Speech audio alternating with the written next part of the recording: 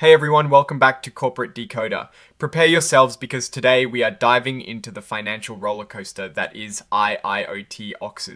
Incorporated. And let me tell you, it is quite a ride. This company has just released its quarterly report, and we are here to break down what it all means for the average investor and what story these numbers are trying to tell us. First off, let us get a general overview of where the company stands. As of the 30th of June 2025, our registrant I.I.O.T Incorporated is reporting a total of 15293 shares of common stock outstanding. That is a lot of shares. Now let's jump into the heart of the report, the financial tables. Looking at the balance sheet for the 30th of June 2025, we see total assets standing at $165,950. Not a huge number in the grand scheme of things for a publicly traded company. However, when we look at their liabilities, we see a much larger figure. Their total current liabilities are $2,804,713. This means that the company owes more in the short term than it possesses in liquid assets. And digging a bit deeper into the equity section, we find an accumulated deficit of $11,438,976. This number represents the total net losses the company has incurred since its inception.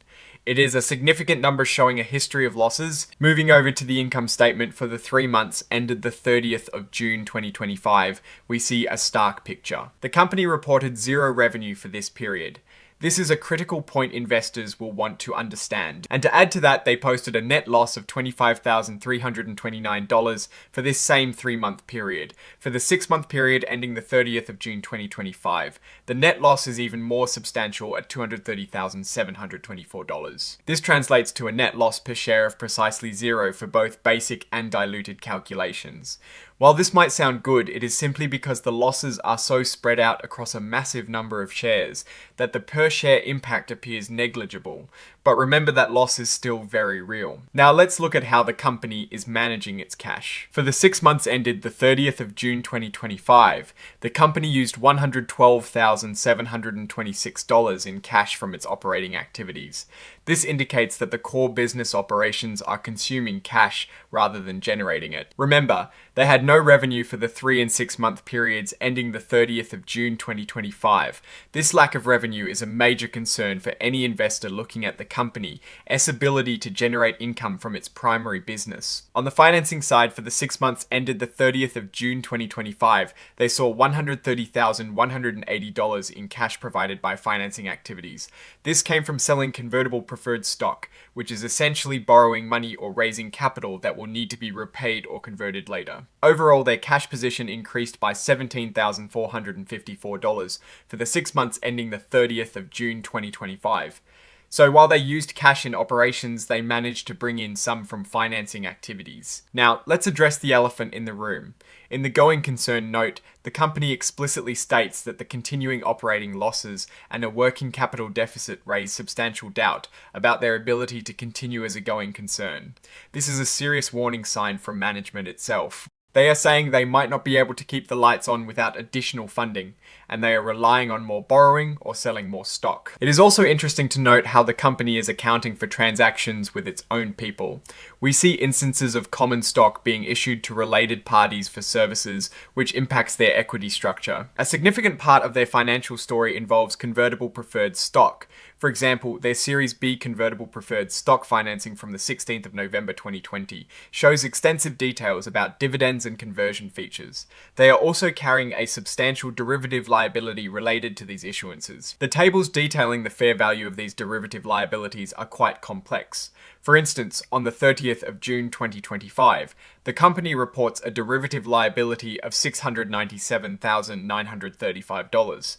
Changes in this value are a constant factor impacting their financial results. They are also paying significant amounts in preferred stock dividend expense on these convertible securities, which adds to their overall financial burden. The company also has several stock incentive plans. For the 6 months ending the 30th of June 2025, they recorded $2,529 in stock compensation expense for services.